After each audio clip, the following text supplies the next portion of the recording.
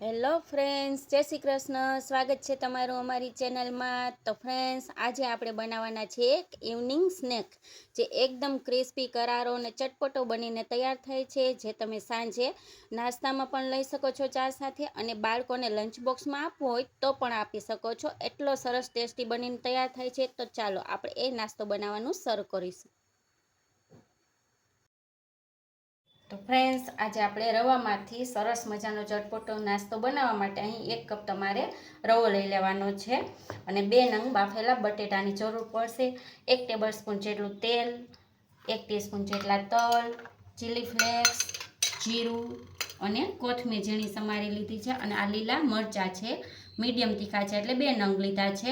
અને લીમડો છે એને ઝીણો ઝીણો આપણે કટ કરી લીધો છે, અને ટેસ્ટ મુજબ નિમક એડ કરવાની છે. તો ચાલો આપણે બનાવવાનું શરૂ કરીશું.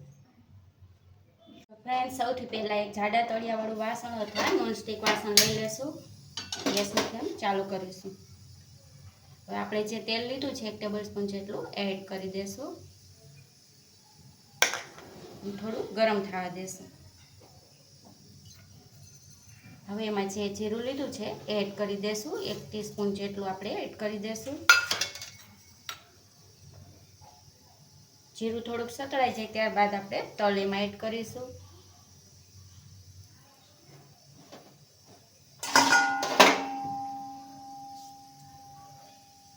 ફ્રેન્ડ્સ, આ નાસ્તો ખૂબ ઝડપથી બની જાય છે અને ટેસ્ટી પણ એટલો સરસ બને છે કે તમને વારંવાર બનાવવાનું મન થશે, એટલો સરસ બને છે.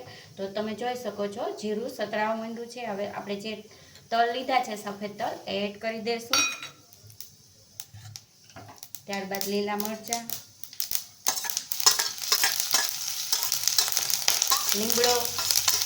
લીમડાનો સરસ મજાનો ફ્લેવર આવે છે આમાં. થોડી વાર સાતળી દઈશું. ગેસની ફ્લેમ સ્લો કરી નાખીશું. હવે જે ચીલી ફ્લેક્સ લીધા છે એડ કરી દઈશું.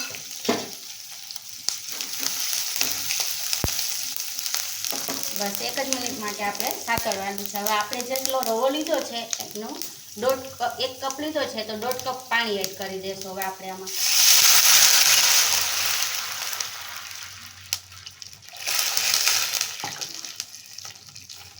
હવે ટેસ્ટ મુજબ મીઠું એડ કરી દઈશું. એમાં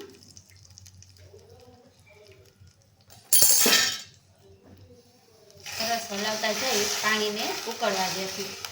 ઉકળે ત્યારબાદ આપણે એમાં જે રવો લીધો છે એડ કરીશું. તો તમે જોઈ શકો છો પાણી સરસ ઉકળવા માંડ્યું છે. તો ગેસની ફ્લેમ સ્લો કરી નાખવાનું છે, અને આપણે જે રવો લીધો છે એ થોડો થોડો એડ કરતો જવાનું છે. એકારે એડ નહીં કરવાનો, નહીં તો ગાંઠા પડી જશે. આ રીતે થોડો થોડો એડ કરતા જશું અને સતત હલાવતું રહેવાનું છે.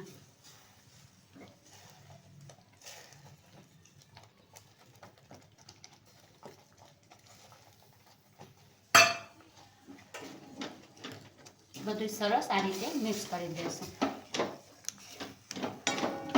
આમાં પાણીના માપનું ખાસ ધ્યાન રાખવાનું છે, એટલે માપ કરીને જ લેવાનું છે. તમે જો વાટકીનું માપ કરતા હોય તો એ રીતે 1.5 વાટકી જે માપનું લીધું હોય એટલું પાણી તમારે એડ કરવાનું છે. સરસ આ રીતે મિક્સ કરી દેશું. સરસ મિક્સ થઈ ગયું છે. એકદમ જરા પણ ગાંઠા નથી રહ્યા. એટલે હંમેશા તમે રવો એડ કરો પાણીમાં ત્યારે ધીમે ધીમે એડ કરતું જવાનું અને હલાવતું જવાનું. તો સરસ મજાનો આ થઈ ગયું છે. તો એને એક અલગ વાસણમાં કાઢી લેવાનું અને થોડુંક ઠંડુ થવા દેશું. આપણે આ રીતે એક વાસણ લઈ લઈને એમાં કાઢી લઈશું.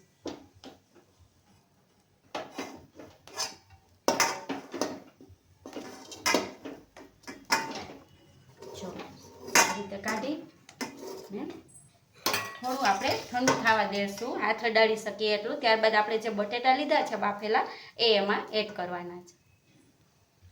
તો જો હાથ અડાડી એટલું ઠંડુ થઈ ગયું છે. આપણે જે બટેટા લીધા છે બાફીને 2 નંગ જેટલા લીધા છે, મીડિયમ સાઇઝના છે, એને ખમણીને એડ કરીશું, જેથી ગાંઠો ન રહે અને રવા સાથે સરસ મિક્સ થઈ જાય. આ રીતે ખમણ કરી લેશું 2 બટેટાને. તો 2 બટેટાને ખમણીને આપણે એડ કરી દીધા છે. હવે આમાં આપણે જે કોથમીર ઝીણી સમારીને લીધી હતી એ એડ કરી દઈશું. કોથમીર હંમેશા અત્યારે જ એડ કરવી, જેથી એનો કલર સરસ ગ્રીન જળવાઈ રહે. અને હવે બધું જ સરસ આ રીતે દબાવતા જઈને મસ્ત લોટ બાંધી એ રીતના મિક્સ કરી લેવાનું છે. ત્યારબાદ આપણે નાસ્તો એક એવો નવીન બનાવી છીએ, તો તમારે જે શેપનો બનાવવો હોય એ રીતના તમે બનાવી શકો છો, જે આગળ બતાવું તમને. જો સરસ આપણે લોટ બાંધ્યો હોય એ રીતે બધું જ સરસ મિક્સ કરી લેવાનું. હવે આપણે એને શેપ આપીશું. આ રીતે તમારે જેવડી સાઈઝ ન કરવો હોય એ રીતે લુઓ લઈ લેવાનો.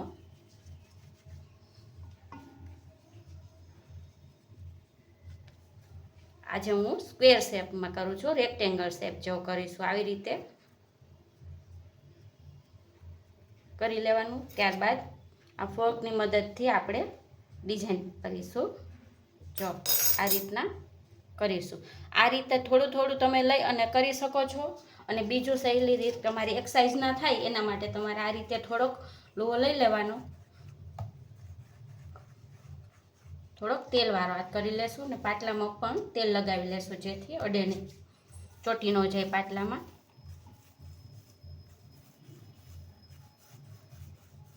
જો આ રીતના રોલ કરી લેવાનો. પછી છરીની મદદથી કાપી લેશું. આ રીતે કરશો એટલે બધા જ એક સાઈઝના થશે અને ઝડપથી પણ બની જશે.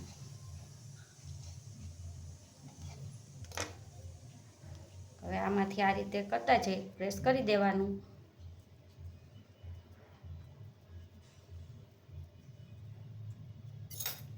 આ રીતે બની ગયું ને. તમે એમ પણ આ રીતે પણ તળી શકો છો, એ તમારી પસંદગી ઉપર છે કે તમારે કયો શેપ આપવો છે. તો સૌથી પહેલાં આ બધી રીતના આપણે બનાવી લઈશું, ત્યારબાદ આપણે એને તળવાના છે. તો ફ્રેન્ડ્સ જોઈ શકો છો આપણે બધા જ લુઆમાંથી આપણે શેપ આપી દીધો છે. જે શેપ આપવો તો એ તમે રાઉન્ડ શેપ પણ આપી શકો છો. ફ્રેન્ડ્સ આ નાસ્તો છે એ તમારા બાળકોને લંચ બોક્સમાં આપવો હોય તો પણ આપી શકો છો. આગલે દિવસે બનાવીને તમે એરટાઈટ ડબ્બામાં ફ્રીજમાં સ્ટોર કરો અને બીજે દિવસે તળીને આપી શકો છો. તો આપણે બધા જ શેપ આપી દીધા છે. હવે એને તળવાનું છે. આપણે તળવા માટે અહીં તેલ ગરમ કરવા મૂકી દીધું છે. તમે જે તેલ યુઝ કરતા હોય એ વાપરી શકો છો. આમાં મીડિયમ ગરમ તેલ હોવું જોઈએ, આપણે એકદમ ગરમ ન હોવું જોઈએ. જોઈ શકો છો તેલ ગરમ થઈ ગયું છે.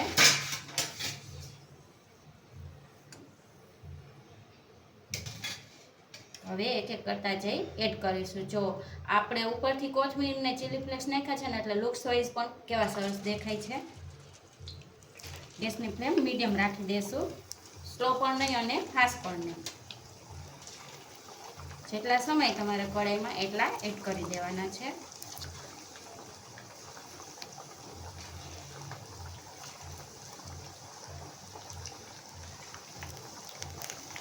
આપણે ગોલ્ડન કલર કરવાનો છે, એકદમ બ્રાઉન નથી કરવાના, જે આગળ તમને હું બતાવીશ. જો આ બબલ બેસે ત્યારબાદ આપણે એને હલાવીશું. ખૂબ જ ઝડપથી તળાઈ પણ જાય છે, કારણ કે આપણે બધું કૂક કરેલું જ છે. રવો છે, બાફેલા બટેટા છે, એટલે કાંઈ અંદર ચડવા દેવાની જરૂર નથી. થોડાક ક્રિસ્પી થાય એટલા માટે આપણે એને તળવાના છે. આ રીતે હલાવતા રહેશું અને સરસ ગોલ્ડન કલરના થાય ત્યારબાદ એને કાઢી લઈશું. જો તમે જોઈ શકો છો સરસ ગોલ્ડન કલર આવી ગયો છે. હવે એને આપણે બહાર કાઢી લઈશું.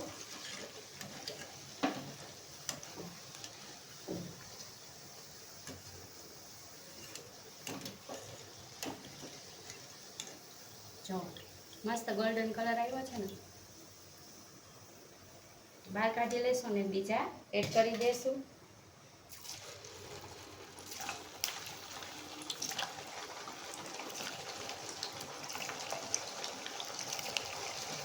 ફ્રેન્ડ્સ આજે આપણે તળ્યા છે એને એક વાસણમાં લઈ લઈશું. આમ પણ તમે ખાઈ શકો છો તો પણ સરસ લાગે છે, પરંતુ આપણે આજે પેરી પેરી મસાલો એડ કરીશું એમાં, જેથી એનો ટેસ્ટ ખૂબ જ સરસ વધી જશે. આ રીતે ગરમ હોય ત્યારે છાંટી દેવાનો, જેથી સરસ ચોટી જાય. એક જોઈ શકો છો તમે, જો સાંભળો કેટલા ક્રિસ્પી બન્યા છે. આવી રીતે બધા જ આપણે તળી લેશું, ત્યારબાદ સર્વ કરીશું. તો ફ્રેન્ડ્સ, તૈયાર છે આપણો ઇવનિંગમાં ખાઈ શકાય એવો નાસ્તો. લંચ બોક્સમાં પણ બાળકોને આપી શકો છો. તો આજે હું એને સર્વ કરી છું, ટોમેટો કેચઅપ સાથે સર્વ કરી છું, અને તમે ચા સાથે પણ ઇવનિંગમાં ખાઈ શકો છો, એટલા ટેસ્ટી બને છે.